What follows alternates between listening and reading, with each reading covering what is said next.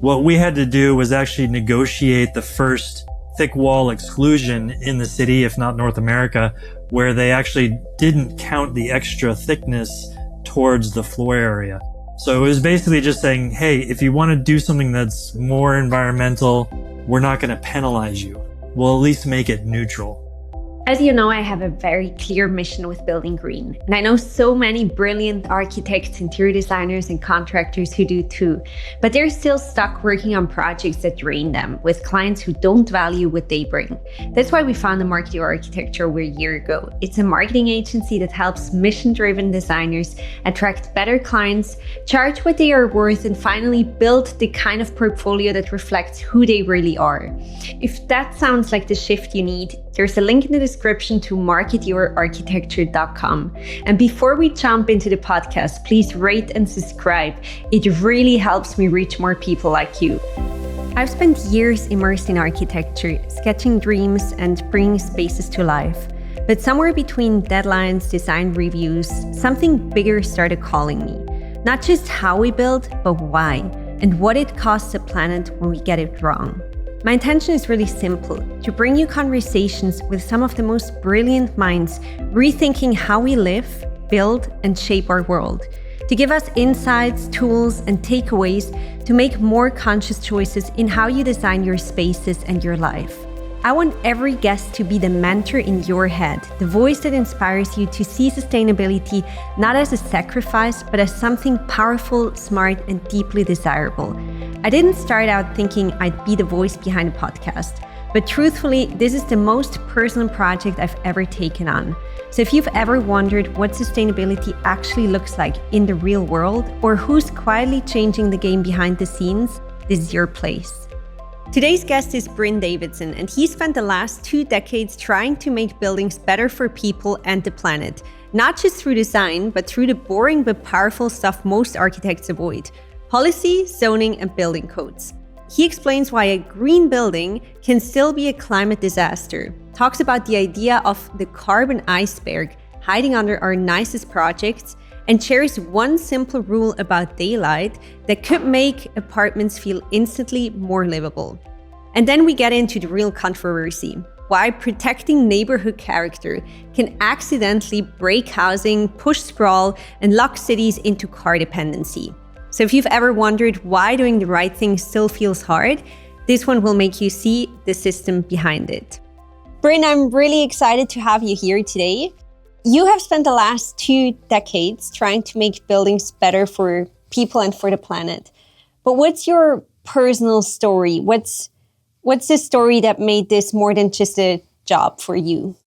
Yeah, it's a good question. I was asked a similar thing at a green building event for young professionals about a decade ago, and 4 or 5 of us got up and all told our stories, and every one of us had somehow spent time in the wilderness or something as kids. I feel like there is a bit of a thread there in terms of having spent time in nature and then wanting to bring back that sort of idea of care for the planet back to the city. So I think, that's definitely been a thread that's run through my whole life. And so when I decided I wanted to go to architecture school, it was specifically with the idea of focusing on green building. And so part of the reason I ended up at UBC was because Vancouver has such a great green building community, and the campus had done an early pioneering green building called the CK Choi Center, which was close to the School of Architecture. And it all kind of felt like it came together there. It's beautiful. You're right. Most of my guests also have some kind of story where they spent a lot of time in nature, whether that's how they grew up or after studying or something like that. I think it's just so important to have moments that connect you to nature so that you understand the power of it and the importance of it. Yeah, it's really central. It's hard, and I try to reflect on what it's like for kids who are growing up without that. And how you can, share that same sense of this bigger world that you're connected to. So what does sustainability mean to you? Because over all the interviews I've had, I've realized that sustainability means something completely different to different people. What does it mean to you? It means something different every day, depending on what you're working on. Like on the one hand, maybe it means working on climate change and trying to change cities for the better so that we can, have a livable future and not just, survivable, but actually thriving. But it is when you zoom in and you think about building something like a building or even a piece of furniture or an artifact that's one scale, and then you zoom out and you look at cultures and everything at a whole other scale. So I think on the one hand, we could live like we're in Copenhagen, ultra sustainable Euro style, eco, whatever, but we'd still have a footprint that's probably 5 times too much for the planet. We could live like somebody in rural India and have, a footprint that's right for the planet. But the idea of selling people on an idea of of poverty is not, is not a good sales pitch. So I think we do need to figure out how to engage, especially the wealthiest part of the world, the global 1% or 10% of income earners, in how to, reduce their footprint. And a lot of that can be done or has to be done with policy. Ultimately, I think for each of us, when it comes back to what we're doing individually, is just figuring out what's the work that we can do that has meaning for us, so that we can be contributing in some small way, that we're not, trying to solve the whole thing ourselves, but the work that we're doing every day has meaning. And I think for us, that's been a big piece of it, is just figuring out how does that ethos get sort of woven into our daily work. So it's not something you do sometimes, but is an integral part of everything that we're trying to do. You work a lot with, let's say, typical homeowners at different scales or different types of projects. What would you say is a common myth they believe about sustainability that's not true, or what is something they should do instead? On a pragmatic level, I think people think maybe it's too hard or too expensive or too whatever. But it is generally, within the scope of what we're doing in Vancouver, we can certainly do green buildings without it being that crazy different from what somebody else is doing. In the beginning, when we first started this 15 years ago or 16 years ago, people would always say, well, oh, you don't need to do that in Vancouver because it's, relatively warm compared to Calgary. But at the same time, we're not LA. You look around the city and for 3/4 of the year, you've got houses with tailpipes blowing, pollution up into the air because they're running their furnaces and everything else. So I think the main thing is just that it's not that hard to do a building with a much better footprint. And a lot of times the barriers are just kind of cultural ones in terms of what we're used to, what we think a house should be, what we think a cooktop should be, what we think, how big it should be. Those are all kind of cultural assumptions that I think we can change in some ways more easily than the building itself. Walk me through the design process of a typical house. Where do you ask yourself these questions of, is this culturally, does this make sense, or could we optimize that? Yeah, it's interesting in Vancouver because we've gone through this whole arc over the last 15 years. And in the beginning, it was always about the sales pitch, about green building, about having to convince people to opt into this thing. And then over time, some of these things become normalized. And we also have worked closely with the city planners and other regulators to try and make it so that these things are either kind of seamless or in fact incentivized. So for example, 15 or 16 years ago, when we built the first laneway house in Vancouver, which is a little accessory dwelling on the alley, we built it with extra thick walls and triple glazed windows because we wanted it to be a very energy efficient and comfortable building. But the way they count floor area is they count it including that wall thickness. And in a city like Vancouver, every square foot is like gold. every the city planning department doles out square footage, like gold. And so, if you're working with a client and you're trying to convince them to do thicker walls, but they're losing square footage, that's a powerful disincentive to doing something right. So what we had to do was actually negotiate the first thick wall exclusion in the city, if not North America, where they actually didn't count the extra thickness towards the floor area. So it was basically just saying, hey, if you want to do something that's more environmental, we're not going to penalize you. We'll at least make it neutral. And that was a really key piece, because before that, if you wanted to have a client, you wanted to convince them to do something better insulated and greener, and you had to convince them that they had to sacrifice something. Like, you're only ever getting a niche, number of people who want to do that. So once we removed the barriers, then eventually they started adding in incentives.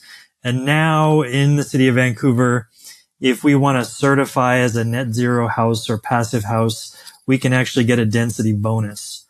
So we can get more square footage. And that means that I don't have to sell the idea anymore. It becomes a no-brainer. And I feel like so much of what we should be doing with policy is making the good stuff easy, or giving it an incentive where it's a no-brainer. That's such an important point, because people have to be incentivized to do those little things that have a big impact. And I love that you started talking about the laneway house. Can you explain a bit of why they became such heated topic in some cities? Yeah, for sure. Well, I mean, like most of North American cities, Vancouver is pretty low density. A lot of the, when you look at a postcard of Vancouver, you see the little downtown with the towers, and it looks super high density. And that little part is, but what they don't show you is that all the vast, majority of the city and of the region is actually single family detached, pretty low density, just like the rest of North America. And so I think, what we found is that, for the last 50 years or so, there's been a lot of these zoning controls in place, where they've really kept most of the city. They've forced it to stay at this fairly low density in order to maintain single family character. And so because of that, we've ended up with a real shortage, a real sort of housing crisis where we just don't have enough homes. And so in that process, people started saying, well, how can we start to tuck more homes in and around our existing neighborhoods? And so where they start off with is, the first one is invisible density. That's where you start, you tuck a basement suite in or something else in, that you don't even see. It's just like an extra dwelling within what's already there. And then you go to kind of hidden density, which is something like a laneway house where it's at the back. You're adding a totally separate dwelling and it's adding more units, but from the street, it looks exactly the same. And then we get to gentle density, where maybe you have a duplex and they have two doors facing the street. So it starts to look a bit different. And for a long time, that was massively controversial. Like, the idea of having a second door facing the street was massively controversial. But now, 5 years later, whatever, people realize, okay, we need to have more housing options in our cities. And so now we're doing multiplexes, 4 to 6 units on a single family property.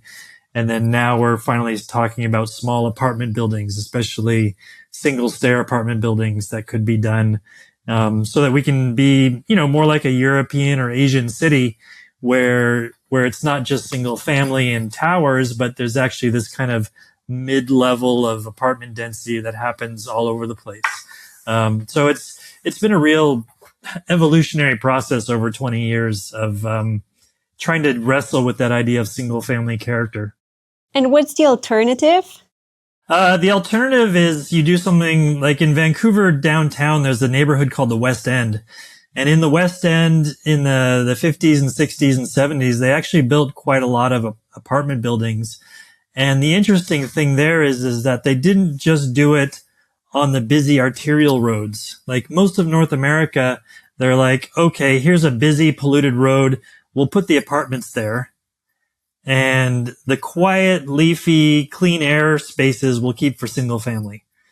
Right across the whole continent, you see it do like that. Well, in the West End, they did the opposite. They actually kept little shops on the busy arterial road. And then when you went back a block, there was higher density apartment buildings mixed with old, cute character homes on leafy, quiet streets. And so we had this template that was working. And then, but in the 1970s, it was interesting because you had this kind of environmental movement that on the one hand was doing really powerful and important work, blocking freeways, from going through the middle part of the city.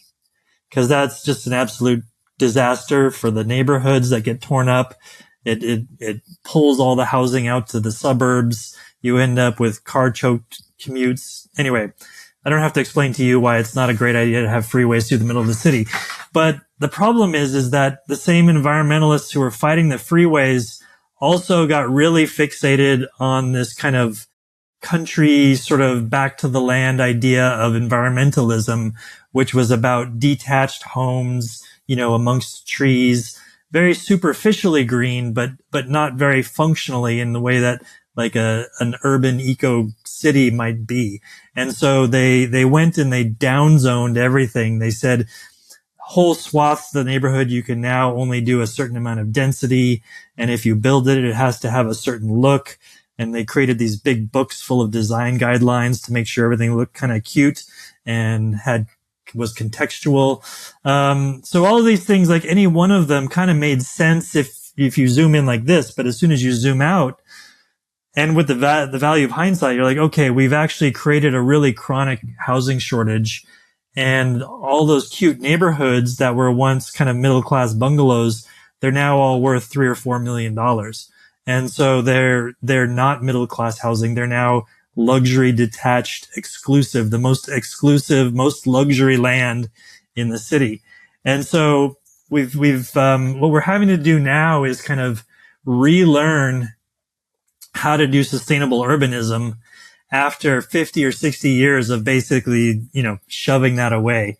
We've got to bring those ideas back to the forefront, and that's what we're trying to figure out. Is that what you mean when you say even the most eco-friendly building can have a bigger carbon footprint than a leaky old house if it's in the wrong place? Yeah, exactly. So yeah, more than 10 years ago, I did a TEDx talk, where I was trying to talk about how projects could have a net positive impact on the climate crisis. And one of the big things that always bothered me was that I was working in the city in these really walkable neighborhoods in very difficult conditions where, the sun is not exactly right. The zoning rules are very constrained. But meanwhile, you would see in other places, people would do like a passive house or a net zero house up on this hill. And it'd be perfectly oriented to catch the sun. And you're like, okay, if you look at just the building, that's great. But if you zoom out again and you realize, one, that house on the hill is totally car dependent. You can't do anything without your car. And two, it replaced either a farmland or a field or a forest or something like that. And so from my point of view, we needed a much more holistic approach to looking at the climate impact of a project. And so that was not just the building, not just the artifact itself, but where is it located and what does it replace? So if it's located in a walkable neighborhood, it's going to have that family living there is going to have a fraction of the carbon footprint of that exact same house being out in the middle of nowhere where you have to drive. And when you look at our entire fleet of buildings throughout the world, we have to start to turn over that fleet. So that means not just building new stuff on the edge, but actually either renovating or replacing these existing buildings that are just belching out fossil fuels.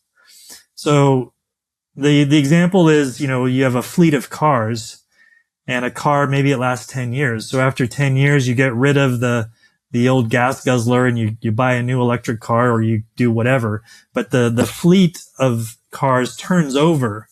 But with buildings, they last longer than 10 years. Maybe they're lasting 80 years. And so this idea of fleet turnover is one that's been really missing from the mainstream green building dialogue, because so much of it is driven by architects and others who are focused just on the building itself. And they really miss the bigger picture. So do you think too many architects ignore this? Absolutely. And it's not necessarily their fault. It's that a lot of the impact from a project comes from site selection. That comes from the owner and their money. They have a need and they've got some money. They need a house, they need a school, they need an office, and they've got the funding to do that, and they're going to choose how to use that money. And so they could build, the Apple headquarters out in the middle of the field or somewhere in this like really cool building out in the middle of nowhere. Or you could choose to, renovate or rebuild within existing walkable areas where there's transit options and other things like that. Same thing now with like data centers. Like we're putting data centers in hot places with dirty power. We could be putting data centers in cool places with clean power, but where that money is landing has an impact on what the climate footprint is of that project. So I think part of this is just that the conversation about green building needs to be a bit bigger than just what the architects are thinking about. Have you ever had a client with really unrealistic expectations, or that you had to guide him through, change his idea of what sustainability looked like? Of all our clients, there's only 10 or 15% who really come through the door with sustainability as a high priority. There's the next, they're the early adopters, they're the keeners. They come to us because we're branded around that. They seek us out. Other people come to us just because they like the design, or maybe they just talked to somebody or saw a sign. And of those people, a good chunk of them we can convince of the value of the green building, mostly because we're in Vancouver and there's always kind of a background interest in that. But there's always a chunk of people who really don't care. They just want a nice house at a good price with nice amenities, and they'll kind of do whatever is required. So for each of those people, you have a bit of a different conversation. So what I always say is that we want to match design ambition and budget. So if you want something that looks like a design magazine, then we got to have a budget that matches that. And if you come in and you say, hey, my budget is very frugal, I'll say, hey, we can design with that in mind right from the beginning. But I can't have this or this. I can't have that mismatch, and it's the clients who come in wanting the design magazine, but without any budget. And then you're just fighting that gap through the whole project. And it's not something you want to do. So what would you have told Apple if they came to you to build a campus? So it's interesting because the problem with the Bay Area there in the San Jose region and the peninsula is that the land use planning is just awful. Like that whole problem with single family character is just baked in there. Like, the San Francisco Bay Area is the worst. So, ideally, if that money went towards, rehabilitating, a bunch of existing buildings, or at least maybe building new, but also building higher density actual urban centers where people could walk, something more like Paris or Barcelona, as opposed to like a whole bunch of suburban houses with a spaceship that landed in the middle.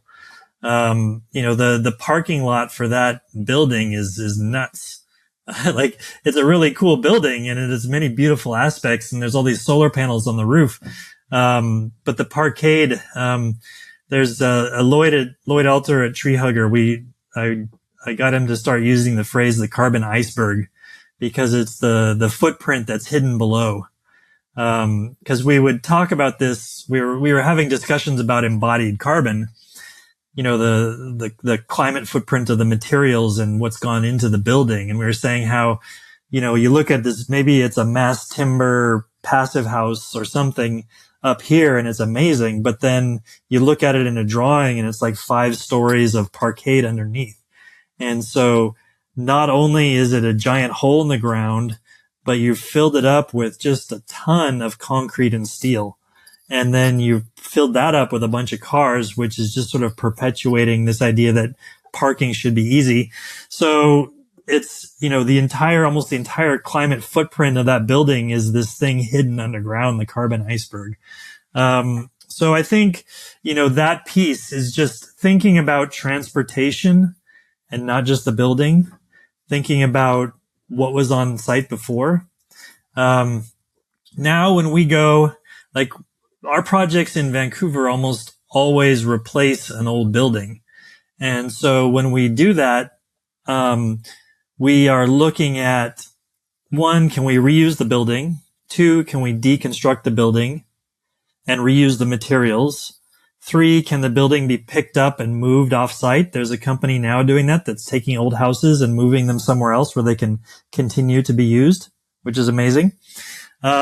But the other thing we really like doing is looking at those gas meters. And we look at those gas meters, like a trophy. Like somebody might hunt a buck, and mount the buck's head on the wall, like the trophy. Well, we look at that gas meter and like, hey, look at that. We racked up another one and got rid of that sucker.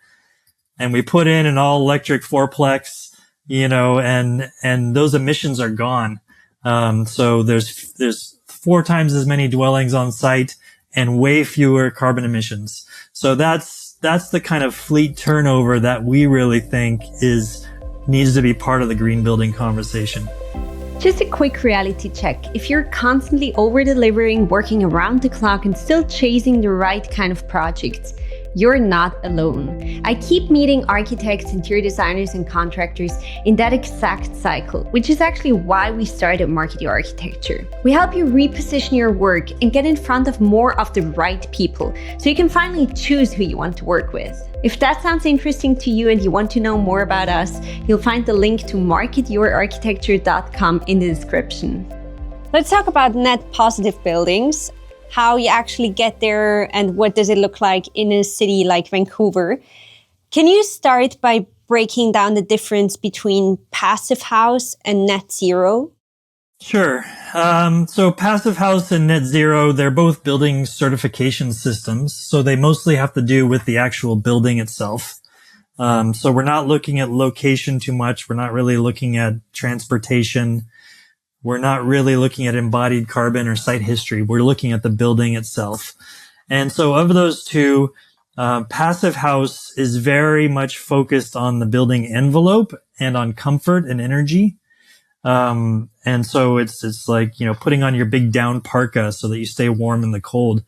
You have very thick walls, very high quality windows, a high level of air tightness so that there's no cold air leaking in random places. Heat recovery ventilators, all these kind of things. And so that's one way to do it. And with passive house, you don't need to have solar panels in order to be certified as a passive house. You can add them, but it's not required. So by contrast with net zero is saying that you're putting enough solar on your building so that you produce extra solar power in the summer, and then you draw that power back from the grid in the winter. And then over the course of the year, those two things average out to zero. So it's net zero over the course of the year. It's a nice system in many ways. It's somewhat easier to do than passive house.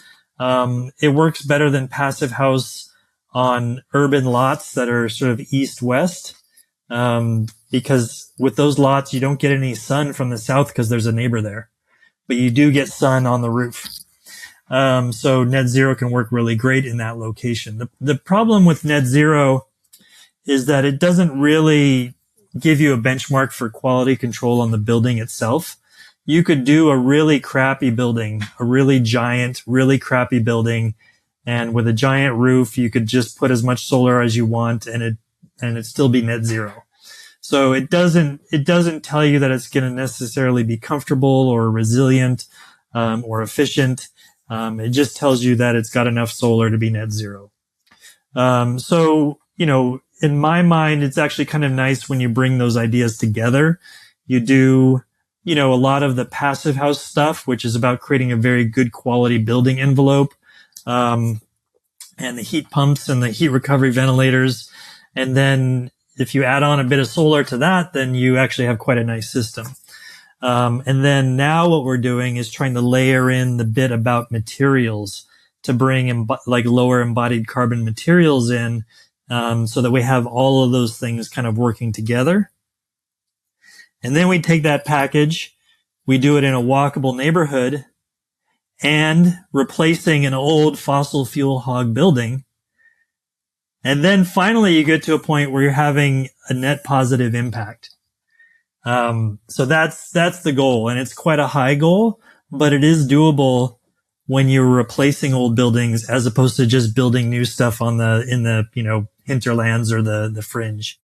Beautiful. What's the best example you've seen of this being done well? There's quite a few examples in Vancouver now. I think because the city of Vancouver has this density bonusing system, so they've been able to create a pretty good green building community in this city. And that means architects, designers, engineers, contractors, suppliers, window suppliers, everything. The whole ecosystem of green building folks is quite good because we've had, many years of consistent support and leadership from the city, at least up until recently. And so there are good projects that are, replacing old fossil hog buildings with higher density, all electric efficient buildings. And then there's a lot of interesting deconstruction work happening, the house moving, like I said. And so it's very much a work in progress. But the goal is with any of these is to how not to do just one or two, but actually have it scale up across the whole city and then eventually influence, the rest of the world in terms of how they're doing things.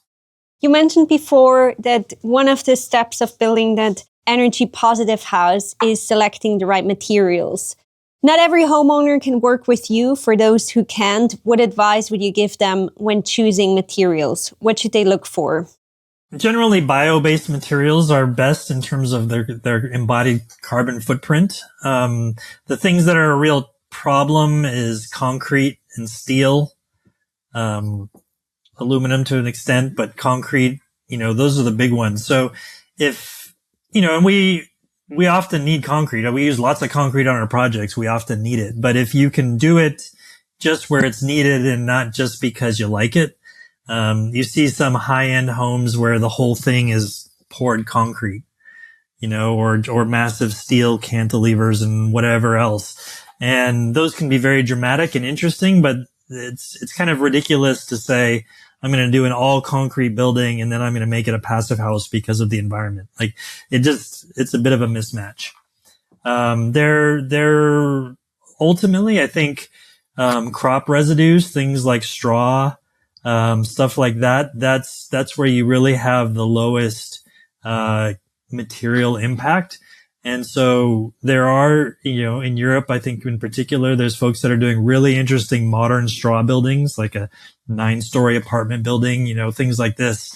It's not some hippie cob hut in the middle of nowhere. It's like an actual urban building. But there's, whether it's straw or hemp panel or rice husks or all these things, I think we just need those products to scale up and start to be competitive with the stuff that we build with every day. And if I wanted to make the worst sustainable choice possible, what would that look like? If you built a massive concrete single family detached house in a place with a walk score of 0.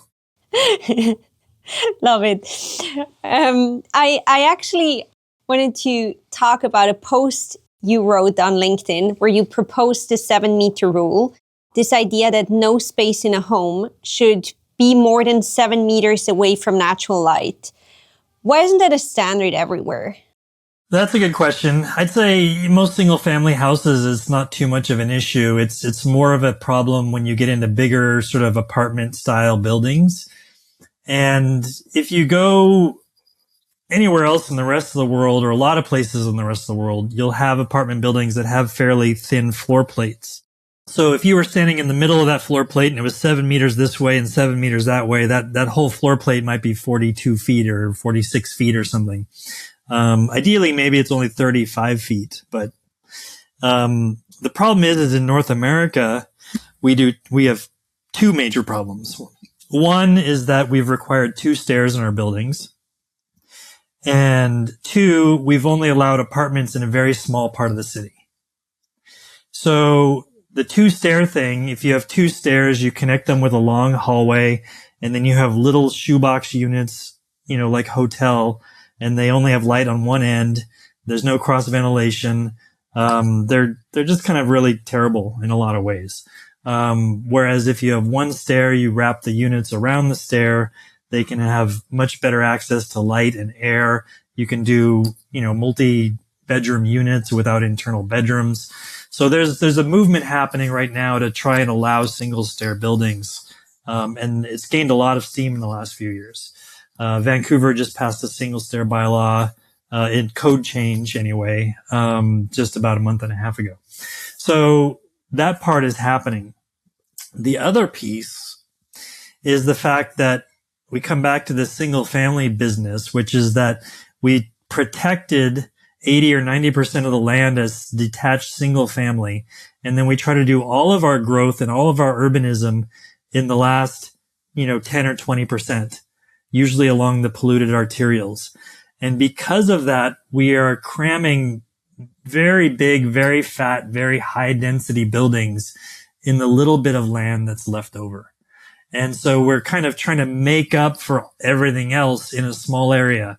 And so when you combine the 2 stairs with too much density, too much lot coverage, too much floor plate, you end up with these really big, uncomfortable, unpleasant buildings. And I think that's part of the reason that there is pushback against urbanism in a lot of places, is because the way we do it is kind of crappy. So I think ideally we would learn or relearn how to do nice apartment buildings and how to integrate them into every neighborhood. Would you be allowed to build an apartment building with all duplexes that only have access every second floor, obviously, and then have the first floor is like the entry level, and then on the second floor, the apartment has cross ventilation and has light from both sides? Yeah, Le Corbusier, and others, have done examples of that. What do they call it? Skip jack or skip level. I forget what it's called.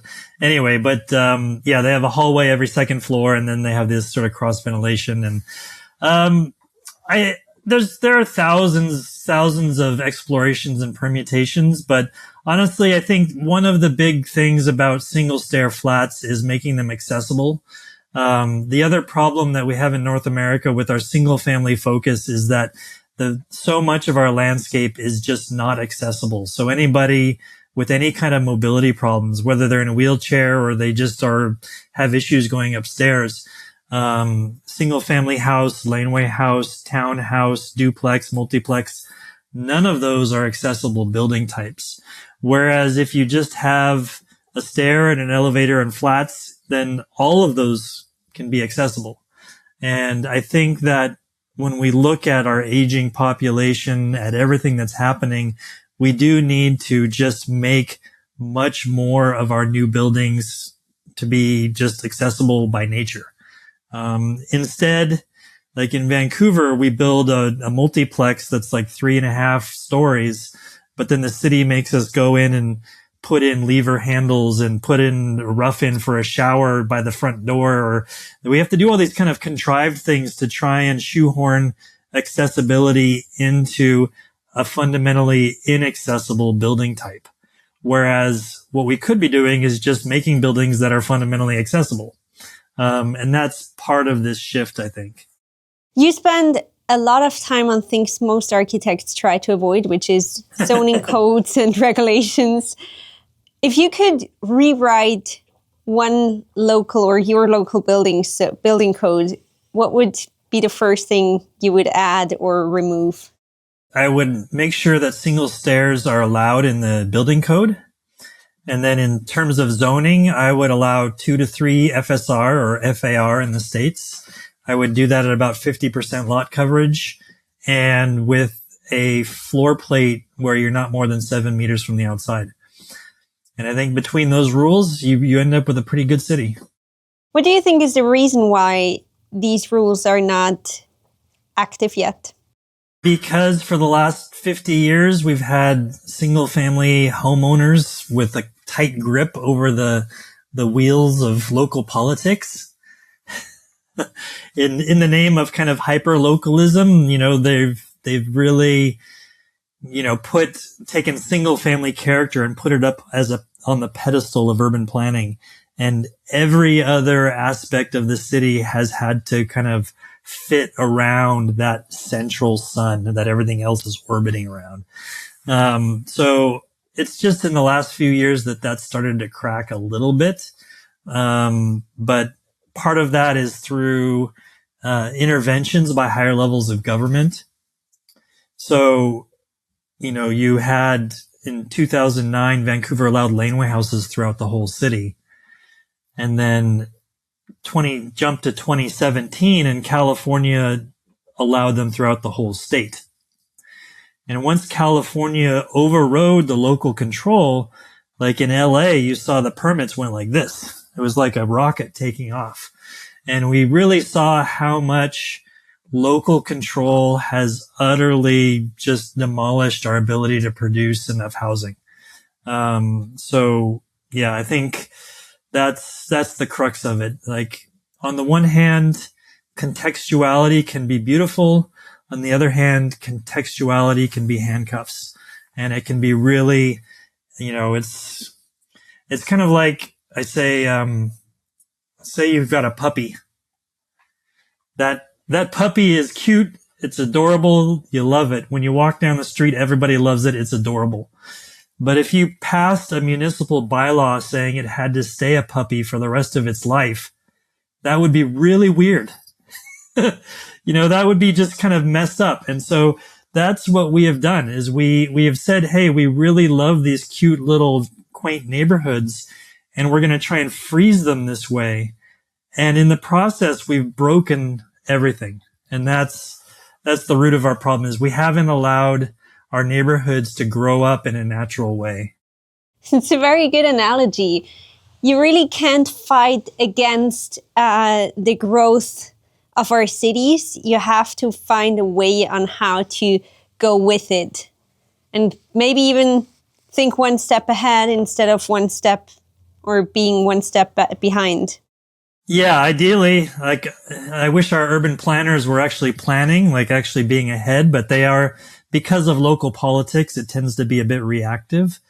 So in Vancouver, I always say, if the worst house in your neighborhood is still worth $1 million, then you should be zoned for apartment buildings. Because if so many people want to live there that the land is of that value, it needs to be higher density. And so when you look at the west side of Vancouver, we crossed that threshold 20 years ago. And East Vancouver and the rest of the region crossed that threshold about 10 years ago. So, we've got to realize that a $3 or $4 million bungalow is not a cute thing. It's actually a symptom of a real problem.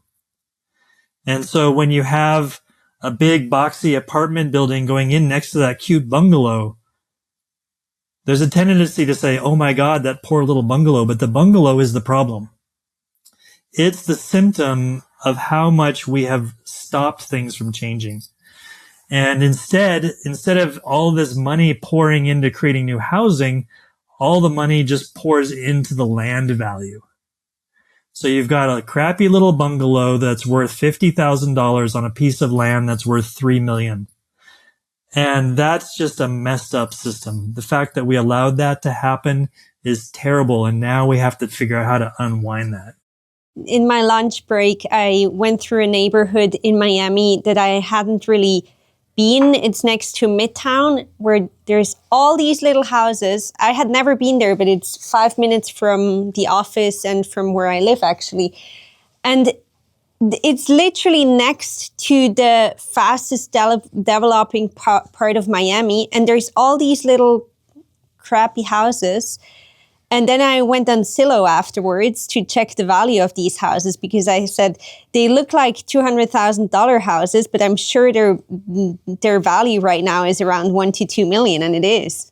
Yeah, and that's, they're in a nice location. They're close to a lot of amenities.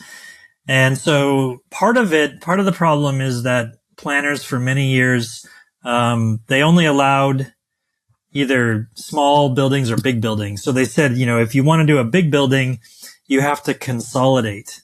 That means you've got to go and not just have one property, but you've got to buy up 5 or 6 properties, and you've got to convince all those owners to sell so that you can have one big property to do a big building. What we're trying to get changed now is to allow higher density on individual lots. So the laneway house was the first step. Duplex is the next step. Fourplex is the next step. Then after that, it's actually doing small apartment buildings on individual lots. Because that's when you can start to allow the city to evolve organically. Like when somebody actually wants to build, they can build, but you're not trying to buy out people by offering them twice their land value. If grandma here doesn't want to sell, you've got to offer her a lot more money to sell so you can consolidate this big thing. So, there in the States, there is a lot of urban development that's not great either. Like, I think, Vancouver does a pretty good job with the urban development, like in terms of the street interface, the transit, the trees, the size of the floor plates. Vancouver has scissor stair point towers. So they, instead of having 2 stairs over here like this, they have 2 stairs that are kind of like this, which means that you can have this tall, skinny tower with lots of windows. So there are lots of ways that we can innovate, and we can do a better job on the full spectrum, from house to duplex to townhouse to small apartment building to big towers. Like, we can improve the urbanism. You don't want to just build anything. There are people who will go in and just build the worst terrible crap. And if you give up your cute neighborhood for the worst terrible crap, it doesn't feel like a great trade-off. But we do need to evolve. Yeah, and it's important that we keep a mix in different sizes of buildings, instead of just removing all the little houses and building huge skyscrapers for the quality of the city. Bryn, I want to be respectful of your time. This was a wonderful conversation. If people want to follow your work and want to find more of what you do, where can they find you? They can find me on Blue Sky at lanefab.com is my handle on Blue Sky. It's kind of like Twitter, but less of without the Twitter problems. And then I'm also on LinkedIn. They can find me there. And so we're constantly putting a lot of stuff on there. And there's a great network of passive house, green building, urbanists, single stair, like people all around the world who are working on these issues. And as much as, the social media has some real problems, it also has been a great way to connect with this global community of folks who are trying to make the world better. So you can always find us there, talking about ideas. Perfect. Thank you so much. I will share your handles and your links in the description so people can directly find you there. Thank you very much, Bryn. It's been a pleasure. Yeah, thanks for having me on. A huge thank you for listening. Make sure you subscribe to the show wherever you listen to the podcast to support me and so you don't miss an episode. And while you're there, I'd also be so grateful if you could rate and review us.